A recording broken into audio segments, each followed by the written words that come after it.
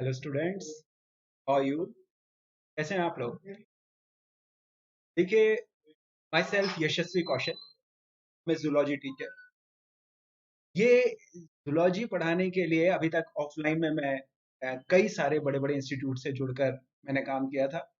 लेकिन अब लॉकडाउन के बाद अधिकतर स्टूडेंट्स के फ़ोन आ रहे हैं, अधिकतर लोगों के फ़ोन आ रहे हैं कि भाई अब परेशानी है, अब कैसे पढ़ें, कौन गाइड करेगा, कैसे हम आगे बढ़ेंगे, कौन कौन सी बुक्स को हम कंसल्ट करें, हमको कोई गाइड चाहिए। बस इसी बात को ध्यान में रखते हुए मैंने एक्सपर्ट पढ़ाई इस पर्टिकुलर प्लेटफॉर्म पे मैं आ गया हूँ। तो ये एक्सपर्ट पढ़ाई प्लेटफॉर्म पे ऑनलाइन क्लासेस के लिए जूलॉजी की गाइडेंस मैं आपको देने वाला हूँ। तो इस चीज को हमको ध्यान में रखना है कि ये जो एक्सपर्ट पढ़ाई ऑनलाइन अपना प्लेटफॉर्म है, ये अधिकतर अच्छे अच्छे एक्सपर्ट टीचर्स से मिलकर बना है, जो आपको गाइड करेंगे हर एक सब्जेक्ट। अब अगर अपन बात करें मेरे पर्टिकुलर सब्जेक्ट की, जूलॉजी की, जैसे तो जूलॉजी में 11th और 12th इन दोनों के पार्ट्स में लगभग बराबर का वेटेज है। लेकिन 11th का पार्ट में प्रॉब्लम ये है कि वहां याद करने के लिए बहुत सारी चीज। 11th में पूरा क्लासिफिकेशन याद करना होता है, एनिमल टिश्यूज और उनके टाइप्स और एग्जाम्पल्स याद करने पड़ते हैं। इसके अलावा पूरा फिजियोलॉजी है, एनिमल फिजियोलॉजी में सारे सिस्टम्स हैं। तो याद करने का चूंकि उसमें ज्यादा है, तो अभी तो मैं यही कहूंगा कि 11th वाली चीज को, जो एनसीईआरटी बुक है, उसको हम ज्यादा फ्रीक्वेंटली रिवाइज करें। और जो 12th का है उसमें फैक्चुअल चीजें ज्यादा हैं। वो फैक्चुअल चीजें जो हैं उनको एक चार्ट बना के, टेबल बना के वो याद हो सकती हैं। उनको इतनी बार रिवाइज करने की जरूरत नहीं पड़ेगी। तो आप कह सकते हैं कि 11th का पार्ट रटने वाला बहुत ज्यादा है, और 12th के जो पार्ट है वो इतना ज्यादा नहीं है। उसमें खासकर जेनेटिक्स वाला जो पार्ट है वो तो कंसेप्चुअल है, उसमें तो लॉजिकल चीजें आती हैं। उसमें तो आपको एक बार कंसेप्ट आपकी समझ में आ गया तो आप बड़े आराम से उसको आगे कर सकते हैं। आगे सारे क्वेश्चंस उस आपके सॉल्व हो सकते हैं।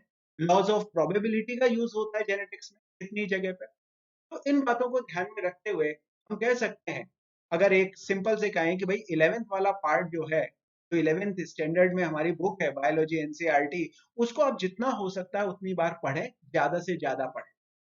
12th वाले के लिए आप क्या कर सकते हैं, उसके लिए छोटे छोटे चार्ट्स या टेबल्स या इसकी सहायता से आप पढ़ें, और उसको इतनी बार रिवाइज करने की जरूरत नहीं होगी। एक ही बार मेहनत होगी उसमें। उसके बाद हर 10 या 15 दिन में एक बार भी आप अगर वो चार्ट्स और टेबल्स वगैरह और इंपॉर्टेंट बुलेट पॉइंट्स अगर आपने उसको देख लिया, तो आप बड़ी इजीली उसको वापस से रिकॉल कर पाएंगे। 11th वाले पार्ट में हाँ थोड़ी मुश्किल जरूर है। तो 11th वाले पार्ट को याद करने के लिए भी हर एक चैप्टर के अलग अलग ट्रिक्स हैं। जैसे मैं अगर एनिमल क्लासिफिकेशन की बात करूं, तो एनिमल क्लासिफिकेशन में जो अपने अलग अलग फाइला हैं, अलग अलग फाइला का मतलब है कि जो अलग अलग ग्रुप्स में एनिमल्स को बांटा गया है, हर एक फाइलम के कुछ वेरी इंपॉर्टेंट डायग्नोस्टिक या डिस्टिंक्टिव फीचर्स होते हैं। बिल्कुल करेक्टर उनके बिल्कुल विशेष होते हैं, जो और किसी फाइलम में नहीं मिलेंगे आपको। बस आप उन पे थोड़ा फोकस कीजिए। तो वो फोकस करके अगर आपने हर एक फाइलम में अगर आपको देखें तो दो या तीन ही डिस्टिंक्टिव फीचर्स हैं। तो दो या तीन डिस्टिंक्टिव फीचर्स को ध्यान में रखिए। इसके अलावा थोड़ा सा ध्यान ये रखिए कि जो पहले आ गए हैं एनिमल्स, जो ग्रुप्स पुराने हैं, प्रिमिटिव हैं, और धीरे धीरे जो आगे एडवांस होते चले गए, उनमें किस तरह से चीजें बदली हैं। जैसे कि अगर अपन बात करें कि न्यूरल सिस्टम या नर्वस सिस्टम, तो नर्वस सिस्टम सबसे पहले किस फाइलम में आया, फिर आगे चल के वो कैसे धीरे धीरे चेंज हुआ, फिर वो सबसे ज्यादा एडवांस कैसे हुआ। इन बातों को थोड़ा सा ध्यान रखेंगे तो आप बड़ी आसानी से एनिमल क्लासिफिकेशन रटने वाली चीज नहीं होगी, वो समझकर याद करने वाली चीज होगी, और वो ज्यादा देर तक मेमोराइज आप कर सकते। अगर अपन एनिमल टिश्यू की बात करें, तो एनिमल टिश्यू में भी इसी तरह कहानी बनानी पड़ेगी आपको। आपको सोचना पड़ेगा, अपनी इमेजिनेशन पावर का यूज करना पड़ता है। इमेजिन कीजिए कि भाई हमारे लंग्स के अंदर हम बैठे हैं, लंग्स के अंदर जो एल्वियोलाई हैं उसकी वॉल को छू रहे हैं। तो लंग्स के अंदर एल्वियोलाई की वॉल किससे बनी है, तो हमको दिख रहा है कि ये तो बड़े चपटे चपटे सेल्स से बनी हुई है। पक्की बात है, स्क्वेमस एपिथेलियम होगा ये। तो ये जो चीजें हैं, ये थोड़ी कहानी बना के थोड़ी सी कल्पना का प्रयोग करके आप बड़े आसानी से कर सकते हैं। फिर एनिमल फिजियोलॉजी की जहां तक बात है, तो एनिमल फिजियोलॉजी में हर एक सिस्टम की अपनी इंपॉर्टेंस है। आप ये नहीं कह सकते कि पर्टिकुलर सिस्टम ज्यादा इंपॉर्टेंट है, दूसरे सिस्टम में क्वेश्चन कम आएंगे, इसमें ज्यादा आएंगे, ऐसा नहीं बोल सकते।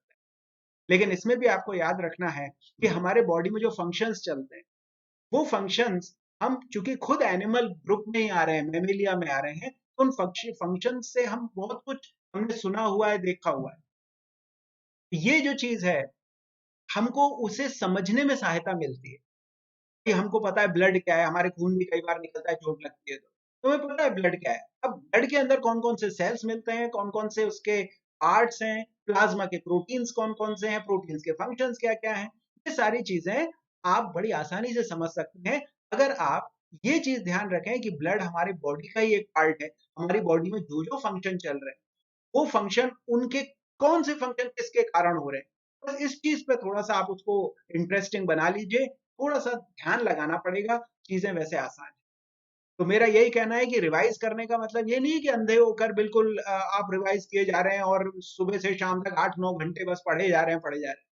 हार्डवर्क तो करना है, पर स्मार्ट हार्डवर्क।